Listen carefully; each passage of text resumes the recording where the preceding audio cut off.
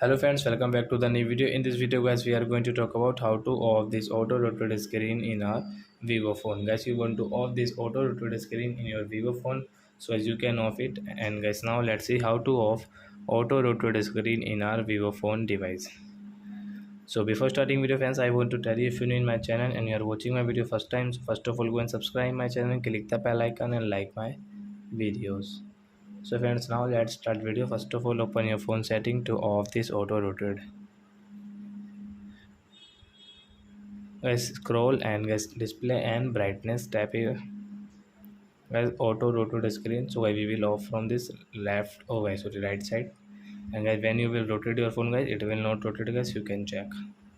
If you try to rotate, so guys, you can see it will not rotate. So I hope friends you have understood how to off auto rotate screen in our vivo phone. So that's it guys, thanks for watching. Now we will meet in the next video with new topic. Before going guys, please go and like my video, subscribe my channel. Bye bye friends.